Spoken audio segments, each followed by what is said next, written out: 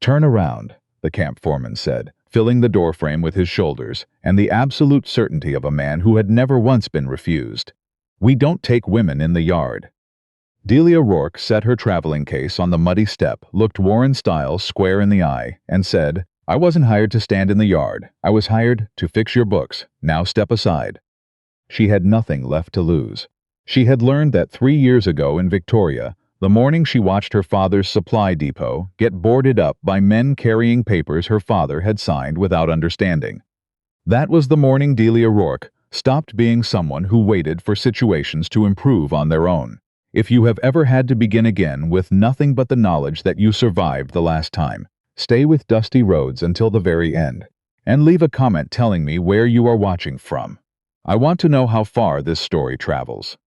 The supply wagon had left Delia at the edge of a mud road with a wooden sign nailed to a fir tree. Stonecroft Timber Works, 1 mile. She had walked it in the November rain with her case dragging against the ruts, the smell of wet cedar thick enough to taste. British Columbia in early winter was not a subtle place. The mountains came down to the tree line, and the clouds sat low enough to scrape the ridge, and the whole landscape had the quality of something that had been here long before people and intended to remain long after.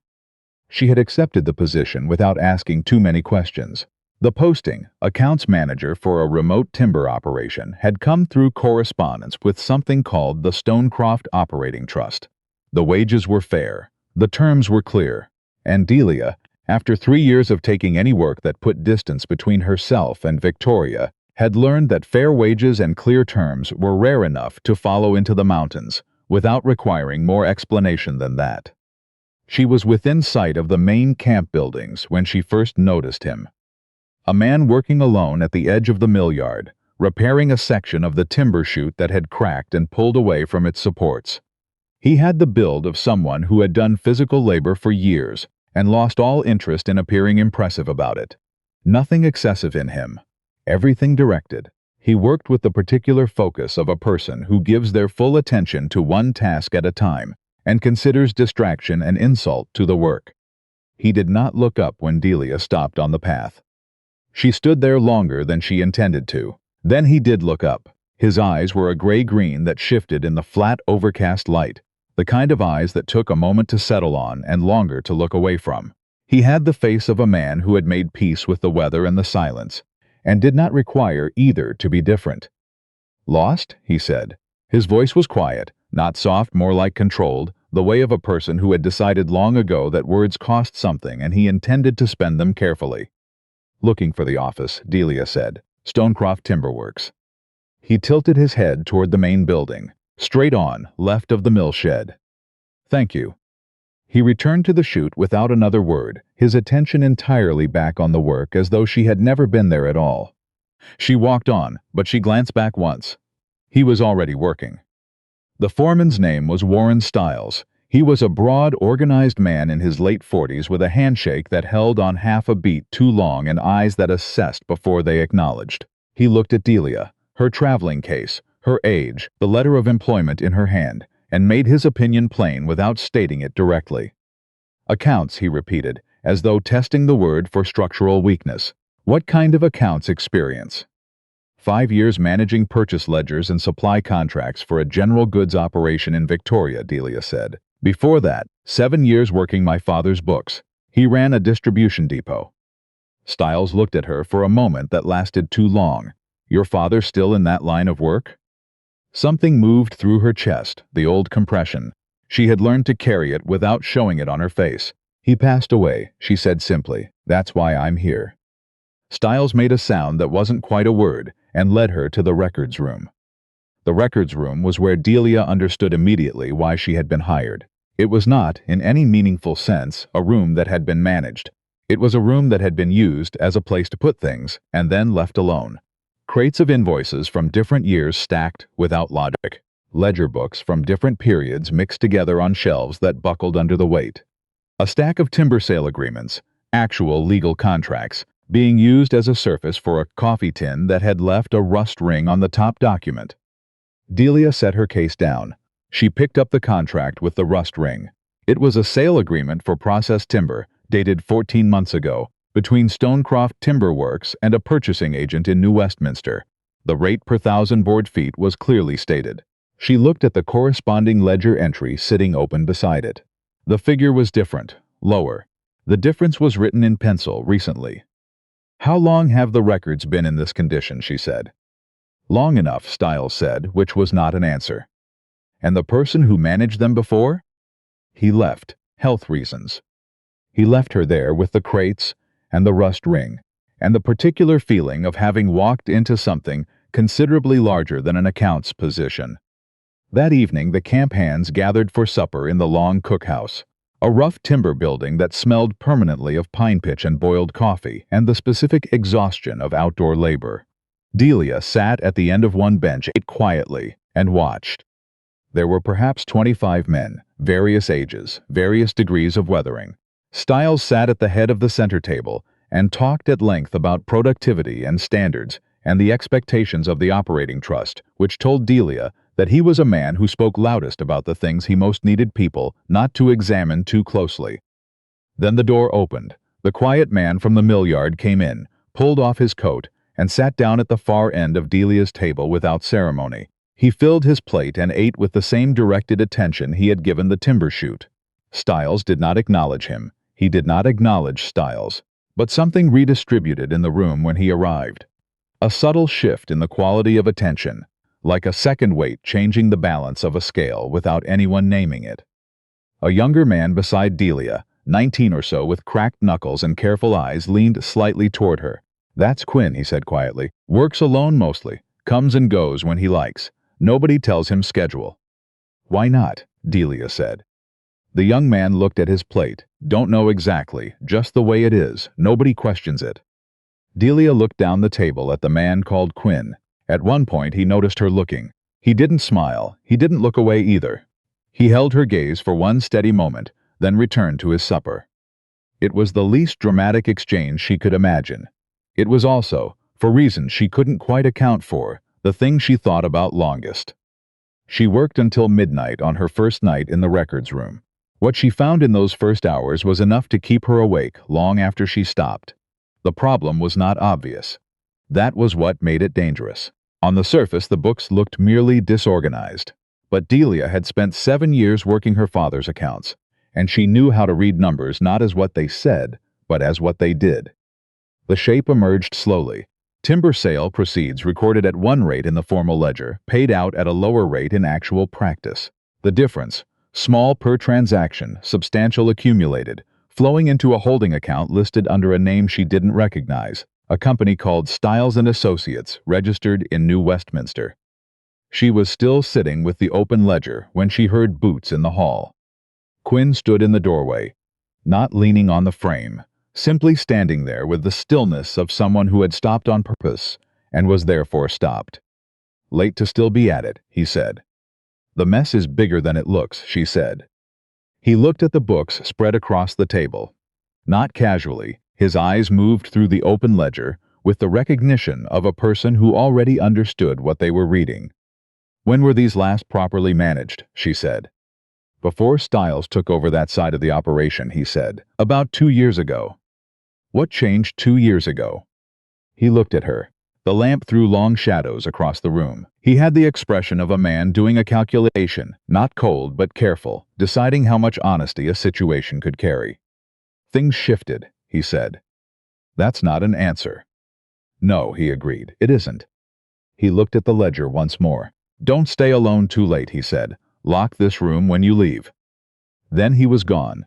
She sat listening to his footsteps fade, and she thought about the way he had said it. Not a threat. She had heard enough threats in her life to know the difference. It was a warning, the kind a person gave when they knew something and couldn't yet say what. She locked the room and went to bed. She did not sleep well. She was back in the records room before the camp woke.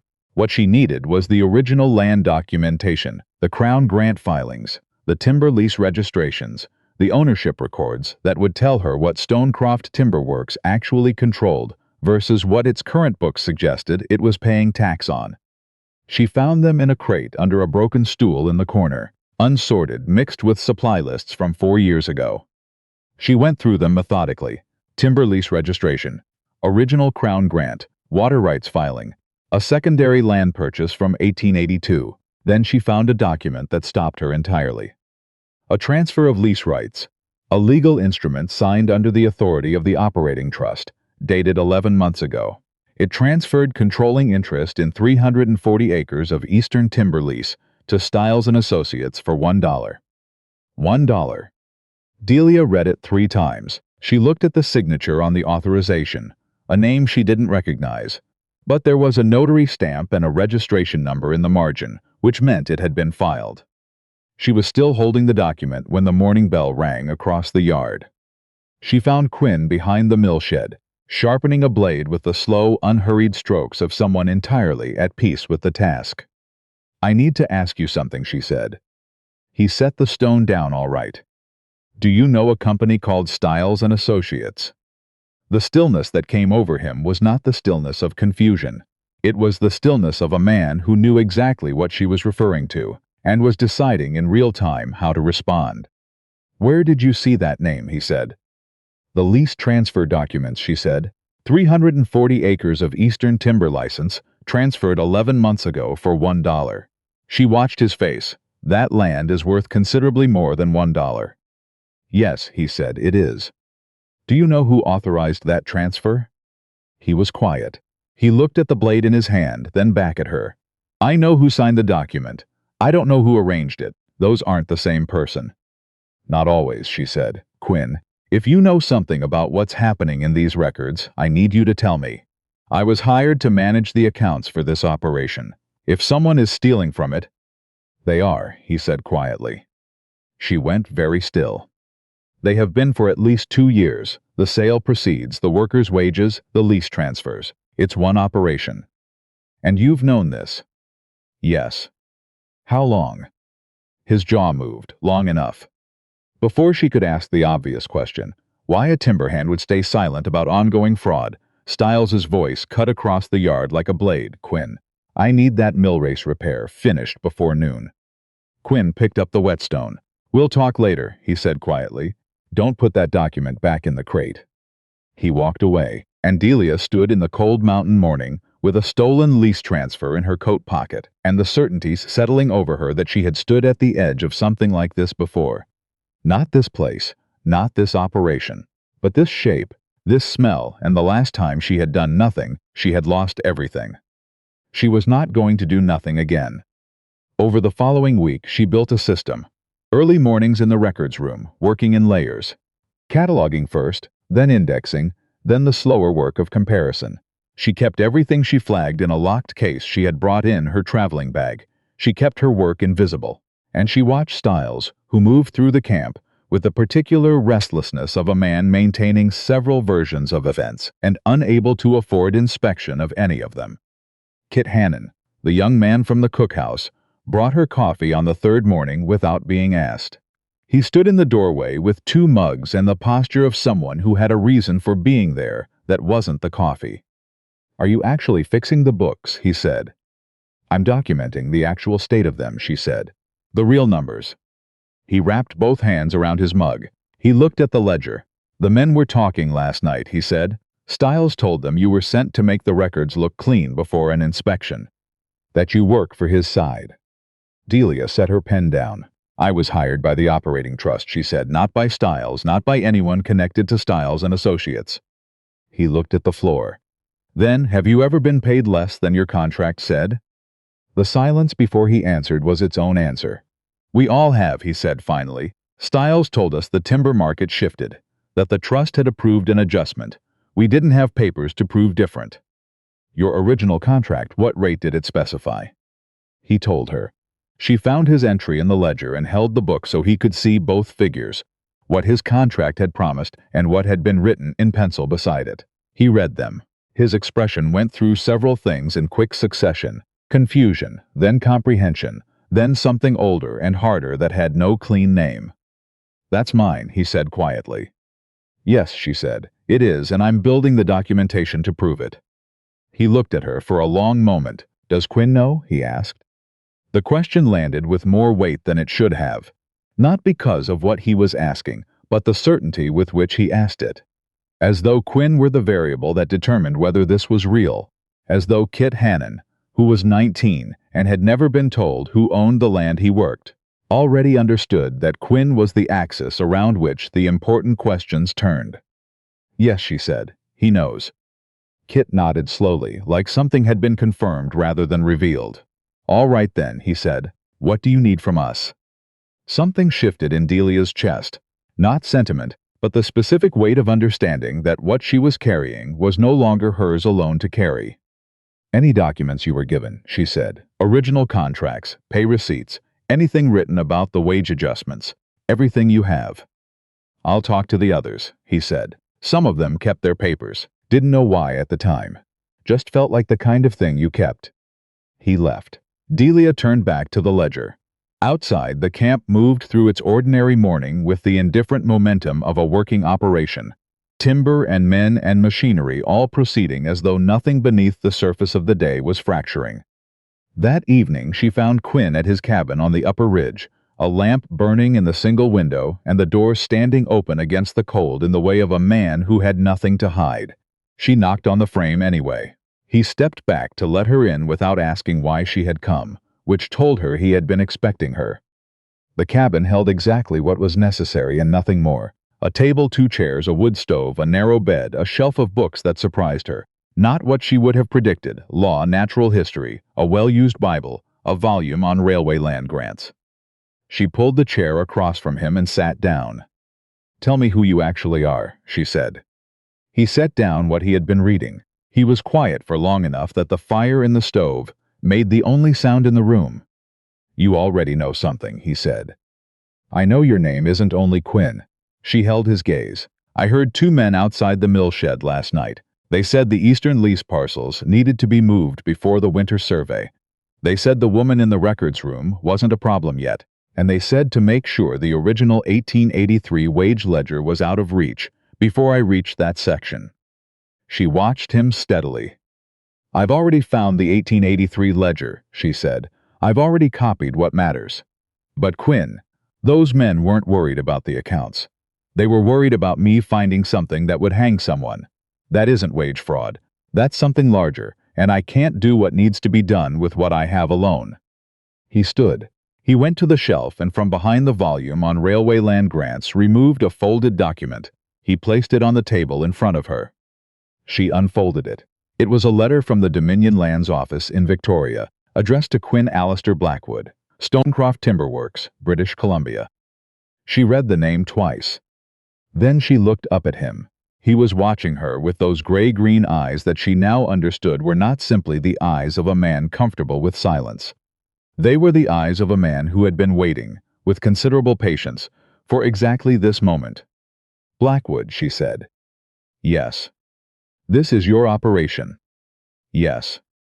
She looked around the cabin, the simple bed, the functional furniture, the worn coat on the peg by the door, the books. You own this entire operation, she said, and you have been working it. The way I always have, he said, the way my father worked it. The silence between them stretched, taut and complicated. Why? She said finally. He sat back down.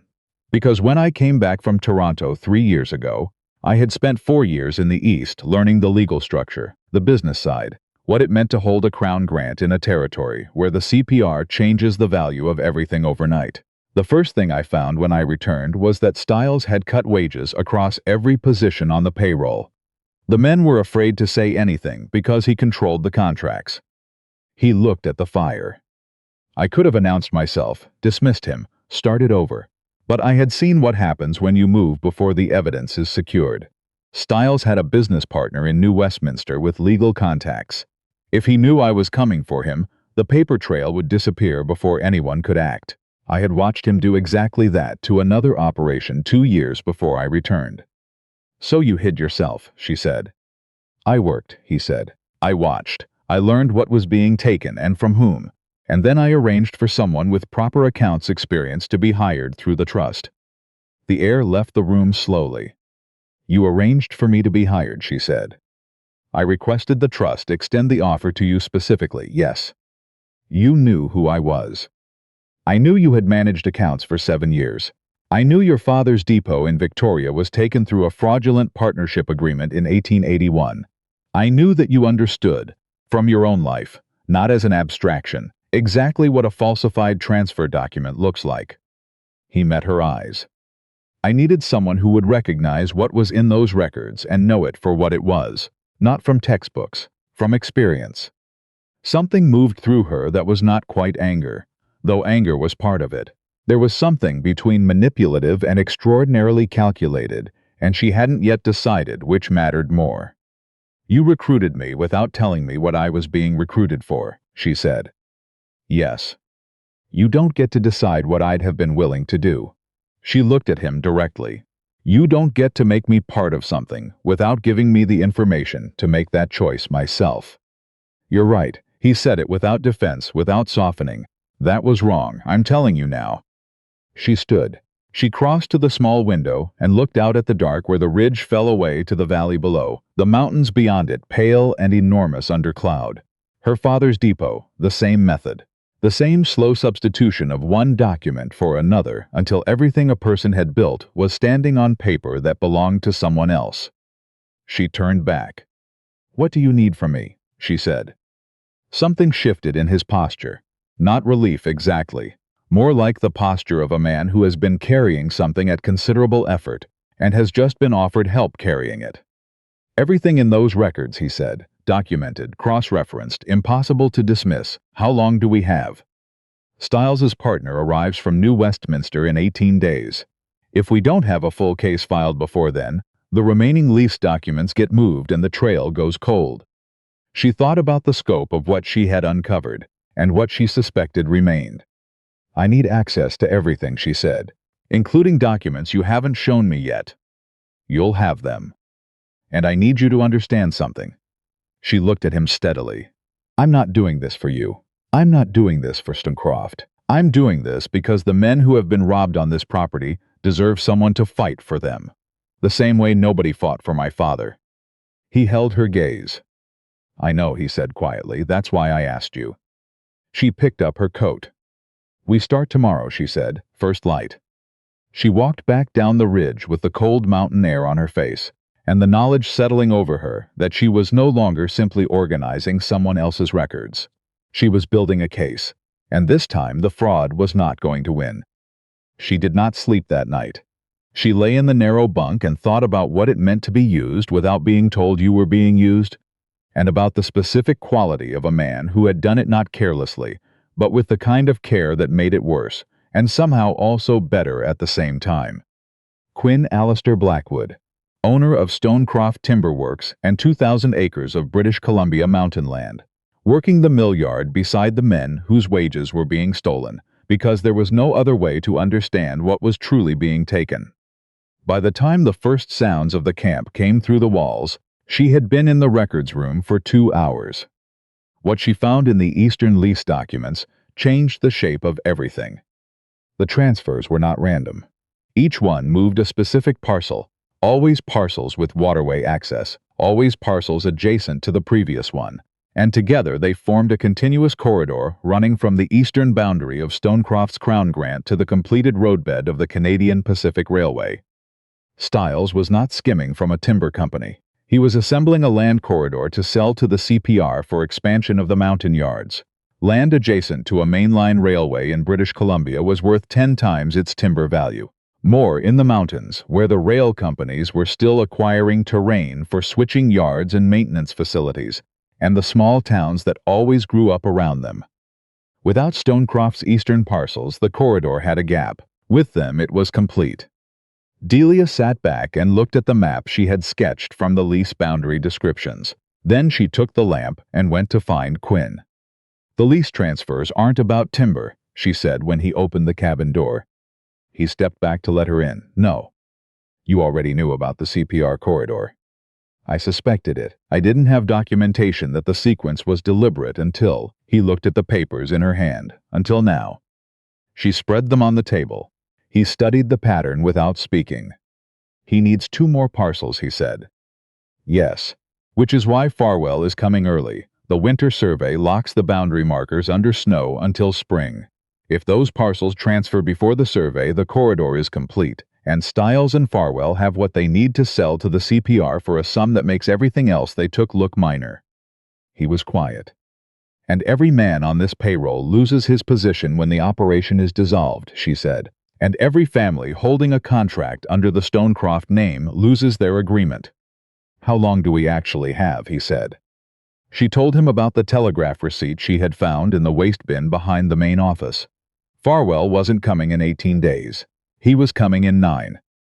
9 days to Victoria, she said, to the Dominion Lands office. We need the original Crown grant, the full lease history, the wage fraud documentation, worker statements, and a legal representative with standing in the territorial courts, he said.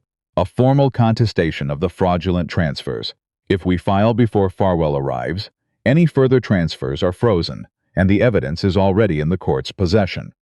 She looked at the papers between them. There's one more thing. She had found it that afternoon, a document she had set aside and stared at for a long time before accepting what it meant. The first transfer, 11 months ago, the signature on the authorization. She watched Quinn's face. He knows, she said quietly.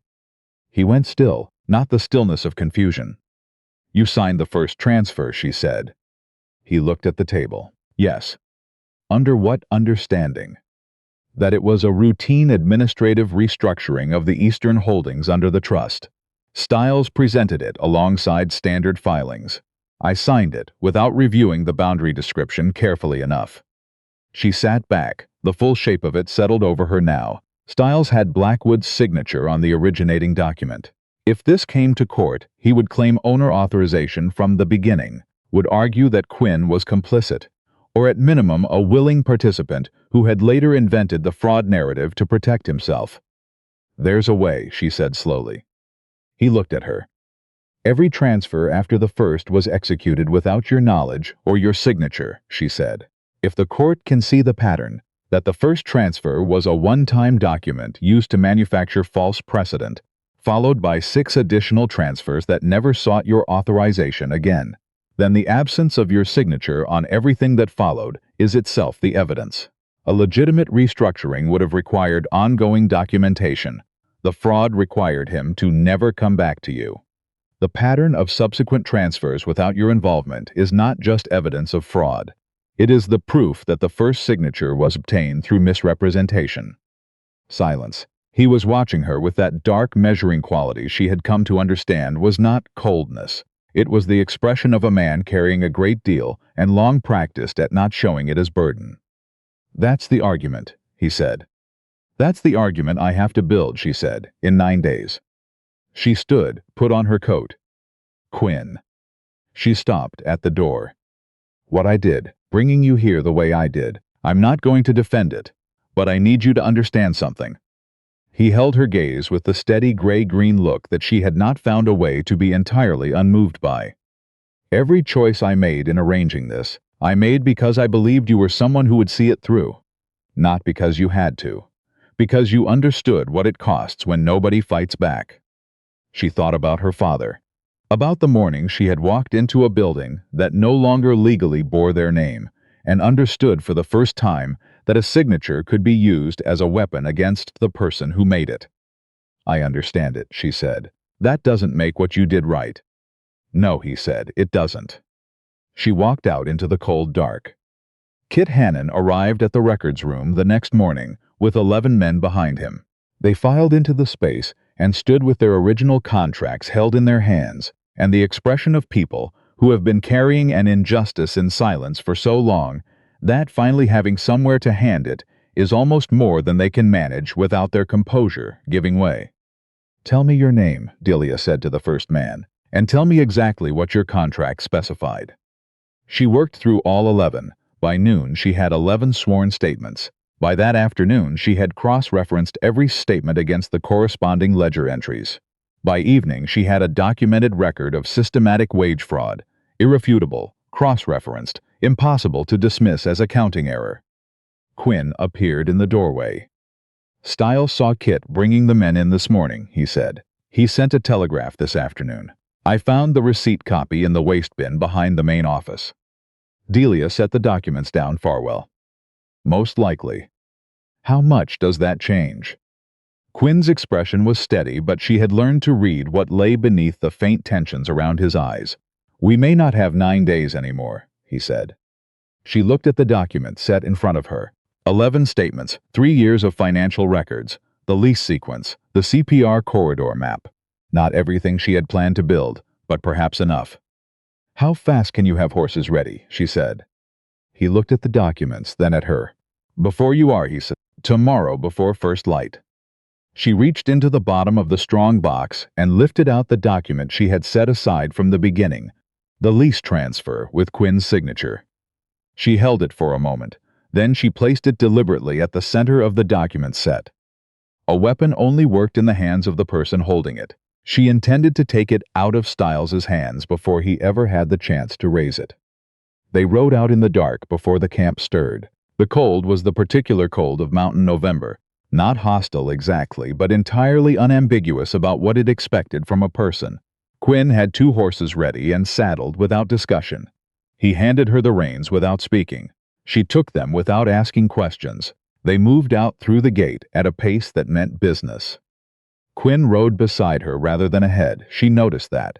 He matched her pace, moved back without comment when the trail narrowed, came forward again when it widened. It was a small thing. It mattered anyway. About 2 hours into the ride, he said, without preamble, "Tell me about your father's depot." She looked straight ahead. Why? Because you've been carrying it since the day you arrived, and I'd rather know what I'm asking you to carry alongside me. She considered not answering. She was good at refusal, efficient at it, the way a person becomes efficient at anything they have practiced enough. But Quinn Alistair Blackwood had placed a letter with his own name on it, on a table in front of her, and watched her read it, and that was its own kind of exposure. He built it from one warehouse in 1867, she said. By the time I was old enough to work the accounts with him, it was 4 locations. He was not a complicated man. He trusted that a signed contract meant what it said. It should, Quinn said. It doesn't, not always. She told him about the partnership agreement. The lawyer who had arrived in Victoria in 1881 with a consolidation plan that sounded like an investment and contained language that transferred her father's mortgage authority to the partnership trust, the deliberate failure engineered to trigger the foreclosure provisions. He was left with nothing, she said. He had built that business for 20 years. How old were you? Something moved through her chest. The old weight, worn smooth like a stone, carried long enough that it becomes simply part of how you stand. 24, she said. He passed away the following winter. He was not a man who knew how to keep living when the thing he had built was gone. Quinn was quiet for a long time. I'm sorry, he said. Don't be sorry. She looked straight ahead. Be useful, which is what we're doing. He didn't push. She appreciated that more than she could have easily said. They stopped at midday at a small homestead along the valley route, where Quinn was evidently known because the family offered water and a meal without being asked. The husband shook Quinn's hand with the warmth of genuine regard, not the deference of a man trying to impress someone powerful, but the ease of someone greeting a person he actually respected. Delia ate and watched. She had been watching since learning who Quinn actually was, watching for the performance of wealth, the subtle signals that powerful men often couldn't suppress, even when presenting as ordinary. The way they accepted service as a matter of course. The way they corrected, without noticing they were correcting. She didn't see it. She saw a man who thanked the woman of the house with the specific directness of genuine gratitude, who helped carry water without being asked, who listened when the rancher described a grazing permit dispute with the focused attention of someone for whom the problem actually mattered, rather than someone waiting for an appropriate moment to disengage. Before they rode on, the rancher's wife, a small woman in her 50s with sun-darkened hands and the eyes of someone who had seen enough of life to have formed opinions about it, pulled Delia aside in the yard. "You ride well," she said, an observation, not a compliment. "Thank you." The woman looked toward Quinn, who was checking the horse's shoes. "Known Quinn Blackwood since he came back from the East 3 years ago," she said. "He ever tell you what he was doing out there?" "Business matters," Delia said. The woman made a sound that carried considerable information about how partial that description was. "His father built that operation from 2 ox teams and a crown grant, she said. And Quinn spent 4 years learning how to protect it, not to grow it bigger, just to keep it from being taken the way everything out here gets taken eventually. She paused. He could have come back and lived comfortable. He chose to come back and work beside the men whose wages were being stolen. Not because someone told him to. Because he couldn't stand watching it and doing nothing. She went back inside.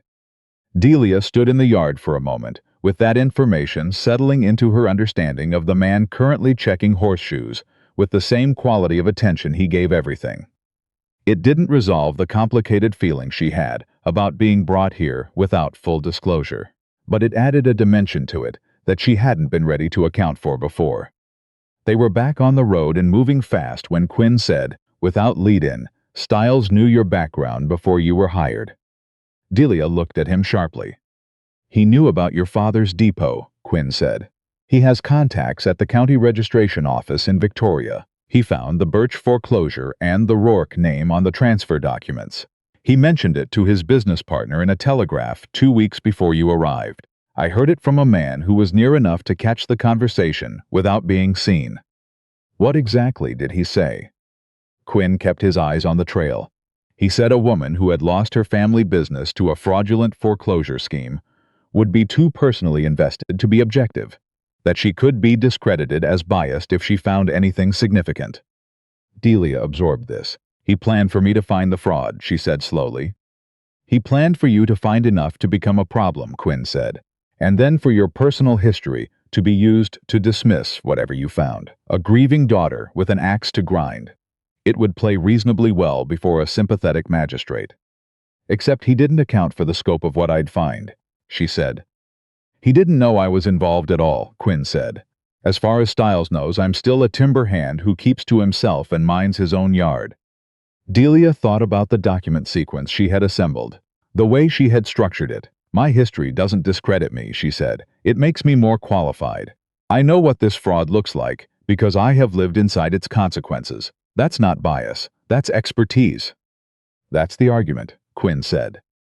"I know," she said. "I built it into the document structure." He looked at her then, a sideways look that carried something she was becoming familiar with, the quality of a man recalibrating his understanding of a situation upward. He said nothing. They rode faster. They arrived in Victoria the following afternoon, road-worn and still. The Dominion Lands Office was a stone building on Government Street, solid, deliberate architecture built to communicate permanence and authority to a colony still in the process of deciding whether it believed in either. A clerk was locking the front door as they reached the steps. "Office is closed. 4:15. Come back tomorrow morning." Delia looked at the locked door. She looked at Quinn. Behind them, somewhere in Victoria, Stiles's partner was finding a way to send word ahead. She turned back to the clerk. "I need to speak with the lands registrar tonight," she said. "Tell him that the operating documents for the Stonecroft Timber Works Trust are in my possession. Tell him there is documented evidence of systematic lease fraud affecting Crown-granted parcels in British Columbia, wage theft from 37 workers, and a land corridor being assembled through falsified transfers for unauthorized sale to the Canadian Pacific Railway. Tell him," she held the clerk's gaze with everything she had, "that the man who arranged the fraud arrives in this province approximately 9 days, and that if the registrar reviews these documents tonight, he will have the opportunity to stop the largest private land fraud case in British Columbia this decade." The clerk stared at her. He looked at Quinn, who stood behind her with the patient, immovable quality of a man who did not need to perform certainty because he simply possessed it, who had already decided the outcome and was waiting for the rest of the world to arrive. The clerk went inside. They waited on the steps 7 minutes. The door opened. "The registrar will see you now." Delia picked up the document case. She looked at Quinn once. His expression was what she had come to recognize as his version of confidence. Not the loud kind, not the kind that announced itself, but the quiet kind. The kind that had already accounted for the obstacles and decided they were manageable. She walked inside. The registrar's name was Aldercott.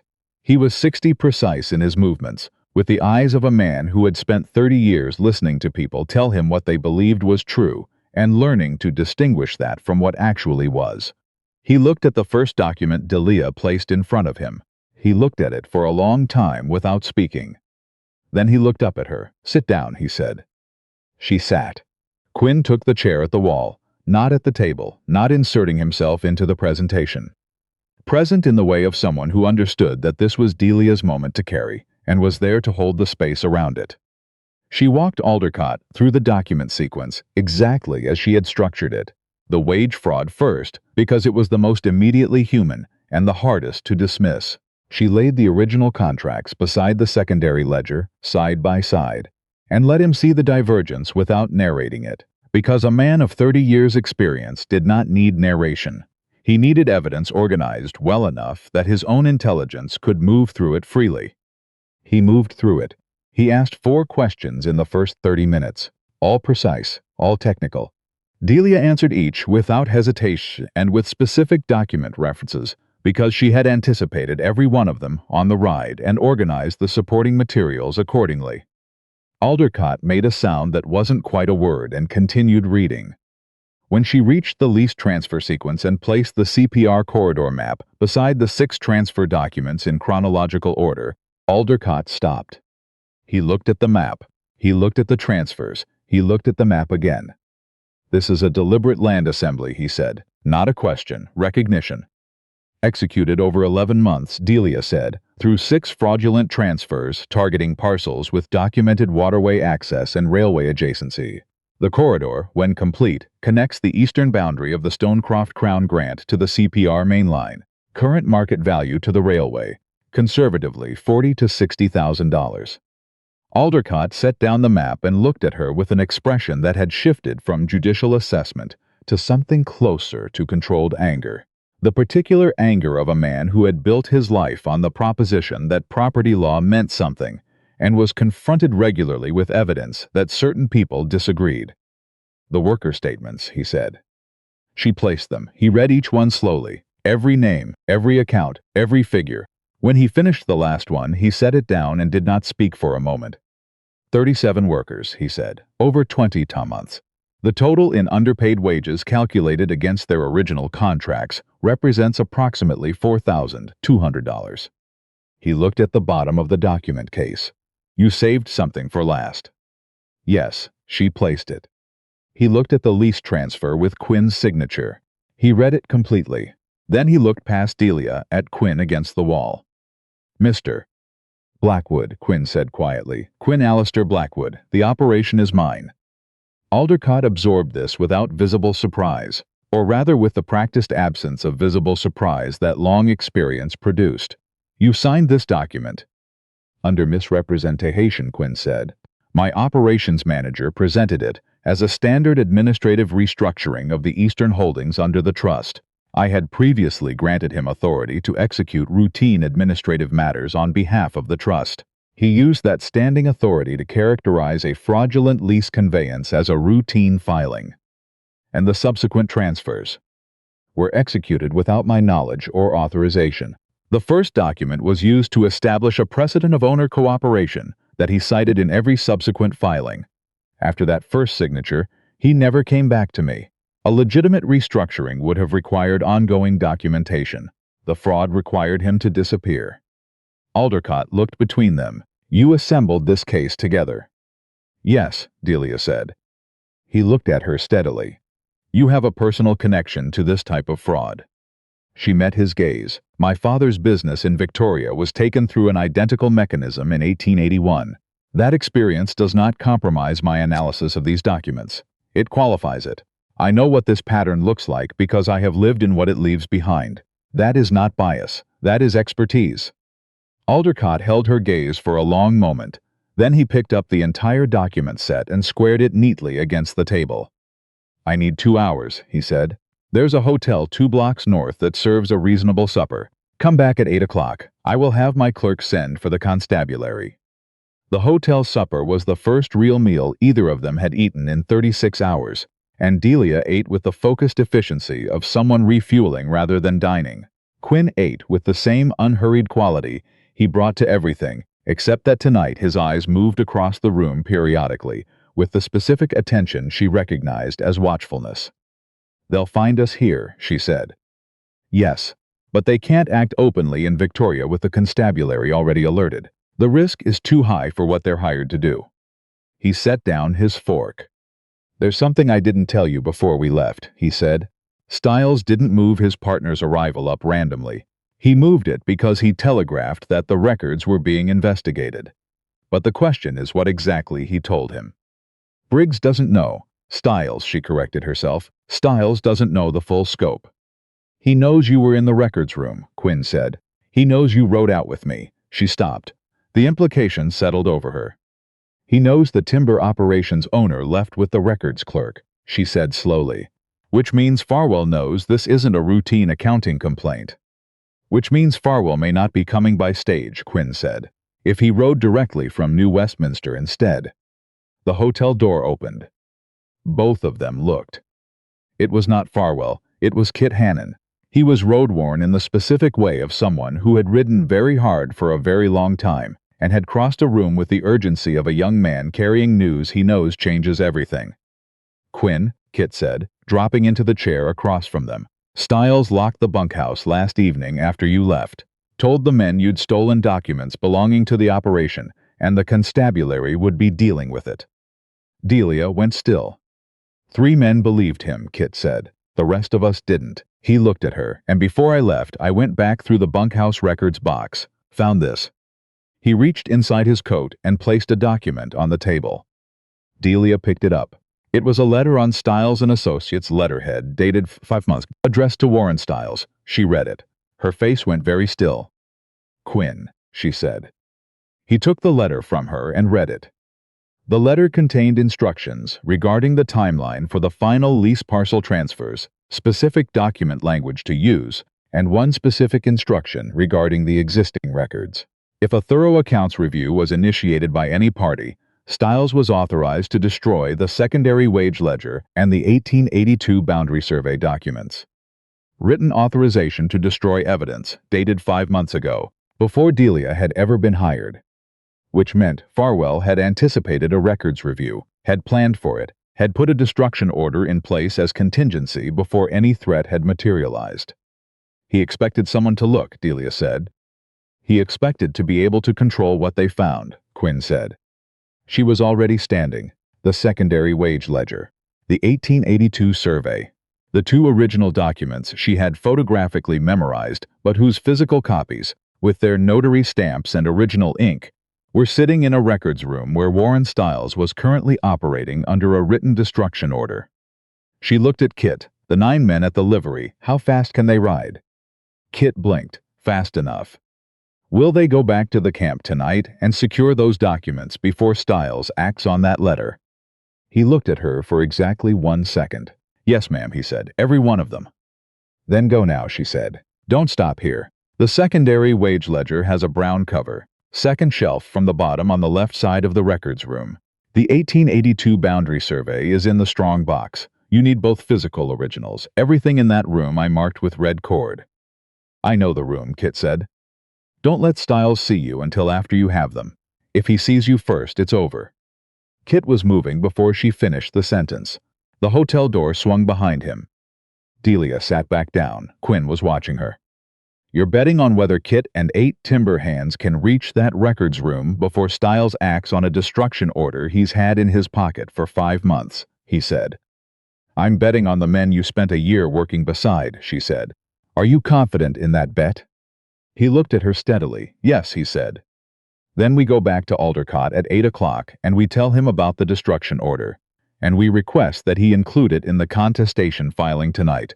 We don't wait for the originals. We file with what we have, and we let the injunction protect what remains. She reached for the letter and placed it carefully inside the document case. Quinn, she said, this letter was written 5 months ago, before I was hired. The conspiracy to obstruct any records review was premeditated. That is not a civil matter. He met her eyes. That is a criminal matter. And Aldercott knows the difference. Aldercott read the Farwell to Stiles letter standing up. Men who maintained their judicial composure through everything tended to stand when something finally cracked it. He read it twice. Then he said to his clerk, Get Constable Denny now. The clerk left at a pace that was essentially running, performed politely. Aldercott looked at Delia. Premeditated obstruction, he said. Yes. The destruction order was written 5 months before I was hired, before any records review had been initiated, which indicates Farwell knew the fraud would be discoverable if properly reviewed and put a contingency in place before any threat materialized. That is not simply fraud, Aldercott said. That is systematic criminal conspiracy. He sat down. He looked at the full document set spread across his desk. He was quiet in the way of a man organizing his understanding of something large. I'm issuing an emergency injunction tonight, he said, freezing all Stiles and Associates transactions involving Crown-granted parcels in British Columbia pending investigation. The timber lease parcels and every other transfer associated with the Stonecroft operation are frozen as of this moment. Delia let out a breath she had not been aware she was holding. The constabulary will go to the camp tonight, Aldercott continued. They'll secure the records room and remove Stiles from the property pending questioning. He looked at Quinn. Mr. Blackwood, the operation is your property. The injunction restores your uncontested ownership authority pending resolution. You can authorize constabulary access. I authorize it, Quinn said. And Farwell himself. The criminal conspiracy charge requires a warrant, Aldercott said. I'll have it drafted tonight. If he enters the province, the constabulary will be waiting. He looked between them. You should be prepared for his legal counsel to challenge this immediately. He will have a lawyer in this office within 24 hours of learning about the injunction. We'll be prepared, Delia said. The case will take time to fully adjudicate, months possibly. The criminal elements longer. That's all right, she said. The injunction stops the immediate harm. The rest of it we'll see through. Aldercott looked at her for a long moment. I've been on this post for 23 years, he said. I've seen a considerable number of fraud cases come through this office. He tapped the document set. This is the most completely assembled private fraud case I've seen in that time. You built this in under 3 weeks. I had the right documents, Delia said, and I knew what I was looking at. You knew, he agreed. That part isn't common. He reached for his pen and began drafting the injunction. They were standing on the steps of the lands office at 9 o'clock when the sound of horses came up the street. Not 2 horses. Several, moving with the organized purpose of a group that had ridden hard and arrived at a destination they had ridden toward on purpose. Kit Hannon pulled up at the base of the steps with 8 men behind him. Delia came down the steps and took the brown-covered ledger he held out to her. She opened it and confirmed the entries she had memorized. The original ink, the actual paper, the physical document that no lawyer could argue was a secondary copy. She looked up at Kit. Stiles, she said. He tried to reach the records room about 2 hours after dark, Kit said. Found 8 of us already in it. He paused. He left. Took a horse from the stable and rode west. We didn't try to stop him. Figured that was the constabulary's work.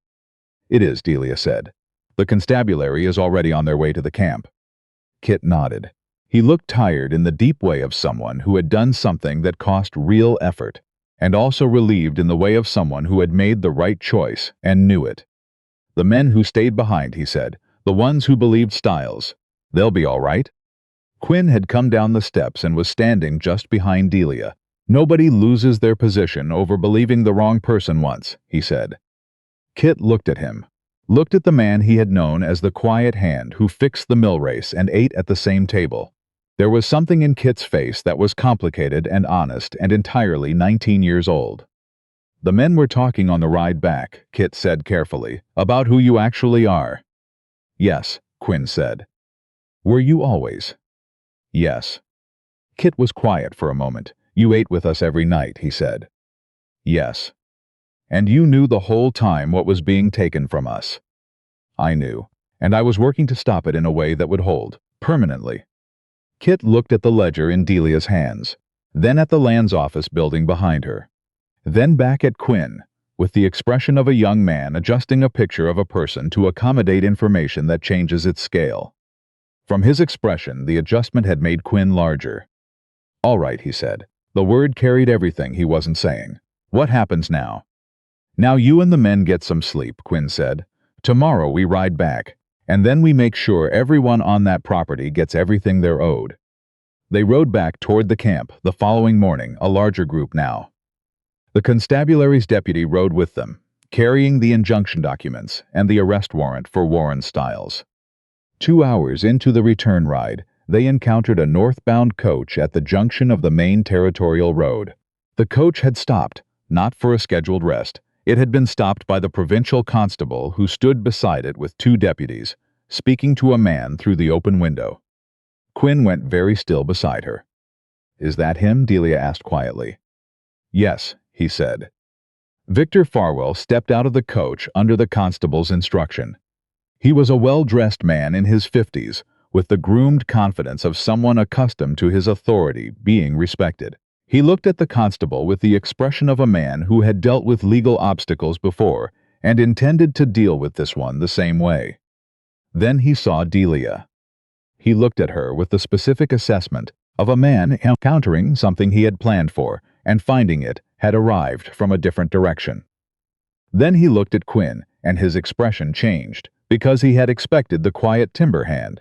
He was looking at Quinn Alistair Blackwood, and the difference between those 2 men, a difference that had existed the entire time, was now entirely visible. Farwell's lawyer was already speaking.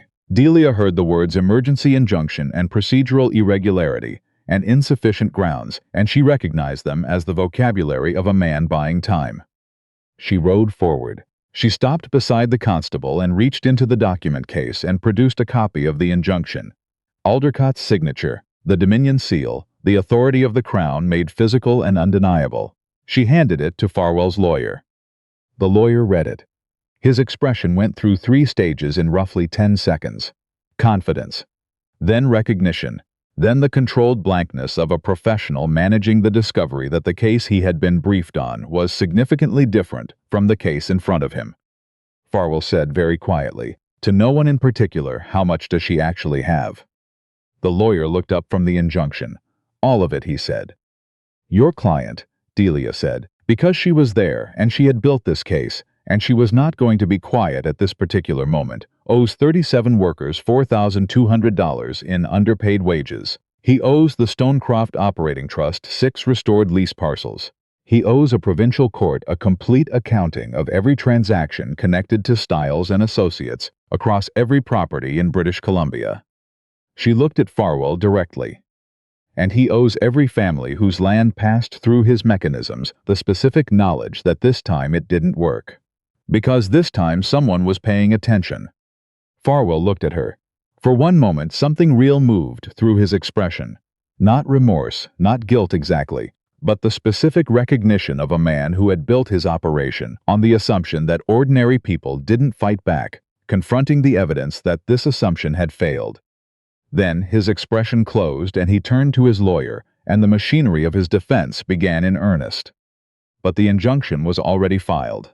The warrant was already signed. The documents were already in the court's possession. And the 37 workers who had carried an injustice in silence for 2 years had 11 sworn statements, a registrar's seal, and the particular knowledge that the woman who had arrived at their camp with a traveling case and a refusal to be turned away had done exactly what she had come to do.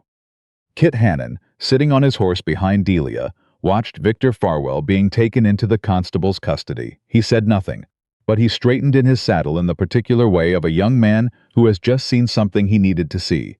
Proof that the right people can win, not always, not easily, but sometimes, when they are willing to do the work and see it through.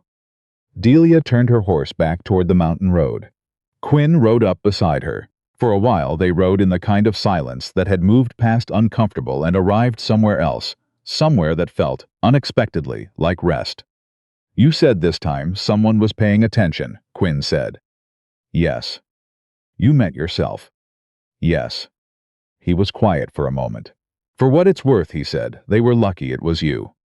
She looked straight ahead at the mountain road, at the high country unspooling before them, at the fir trees coming back into view as the valley rose. "They weren't lucky," she said, "they were owed. There's a difference."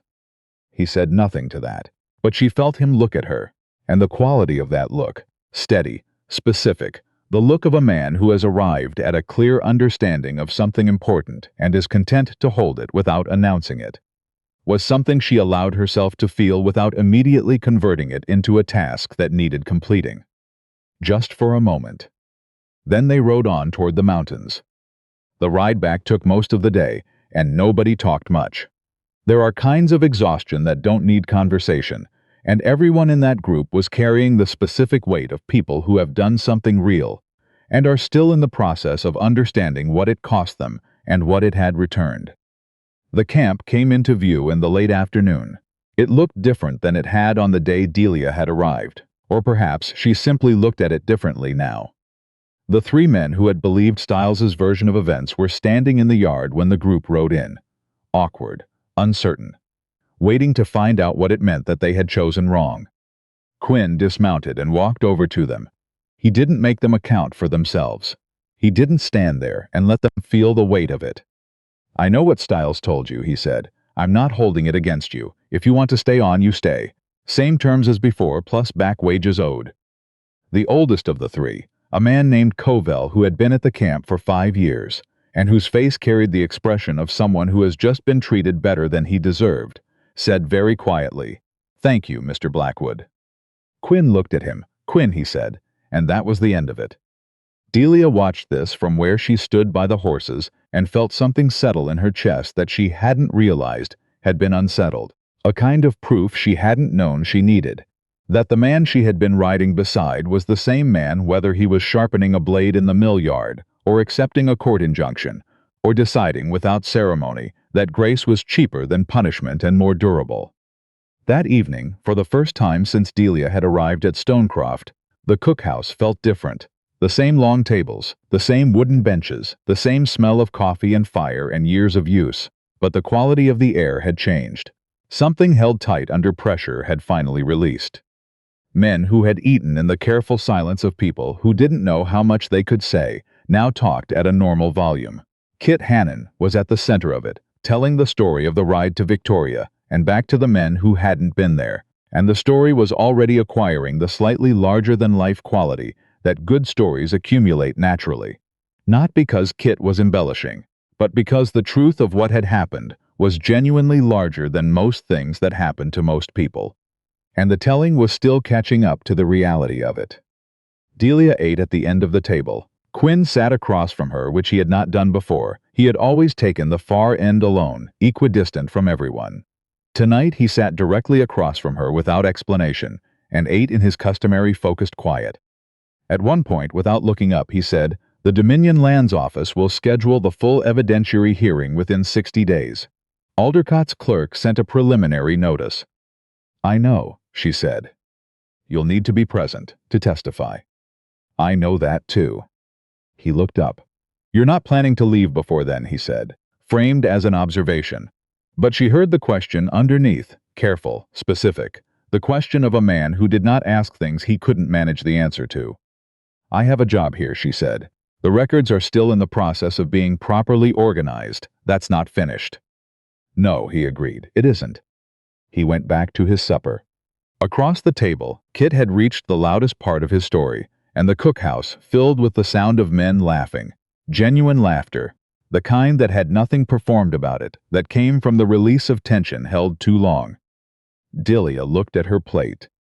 She was, she realized, something she had not been in a very long time. Not happy, not exactly.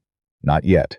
Not without the legal resolution still months ahead, not without the full weight of everything that had happened, still settling into its proper place. But something adjacent to happy. Something that could become happy, given enough time and enough ordinary evenings in a cookhouse, where the air had finally been let out of something that had been held too tight for too long. That was enough for now.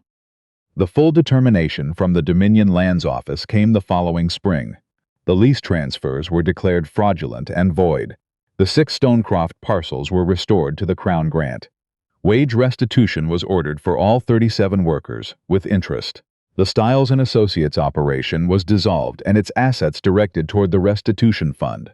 Warren Stiles was convicted on fraud and criminal conspiracy charges. Victor Farwell's arrangement with the CPR was unwound. It was not a perfect outcome.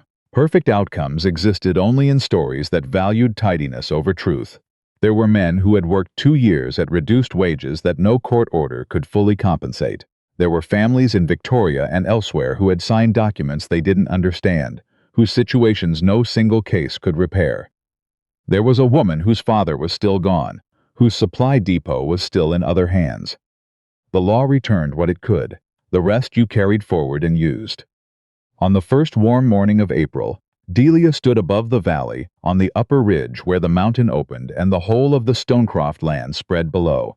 The mill buildings, the lease parcels restored to the survey map where they belonged, the creek lines catching the early light, everything that had been nearly taken, still here.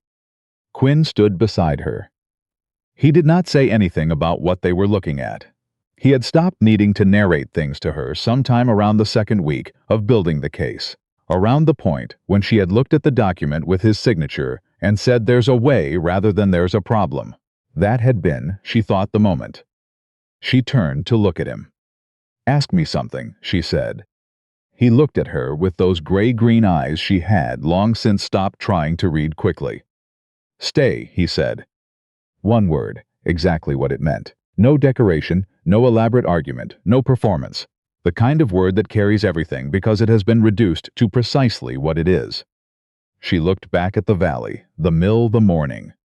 "I was always going to," she said. "I just needed to hear you say it out loud." They stood there while the light came down across the ridge, and what came after was what she had wanted all along. Not the resolution, not the justice, though she had earned both. What came after was the ordinary kind of time, the kind that showed you who a person was when there was nothing urgent holding you in the same direction, when the choice was made freely in the quiet of an ordinary morning, with nothing at stake but the truth of it. The woman who had arrived with a traveling case and a refusal to be turned away found what she had come looking for, and it turned out to be two things at once: proof that the truth, properly documented, could hold, and proof that a person who chooses to see something through, no matter what it costs them, will eventually arrive somewhere that deserves them. And the quiet man who had owned the mountain and lived like someone who owned only what he needed found, at last, the one thing no crown grant had ever given him, someone who had known him when he had nothing to offer but himself, and chosen, without hesitation, to stay.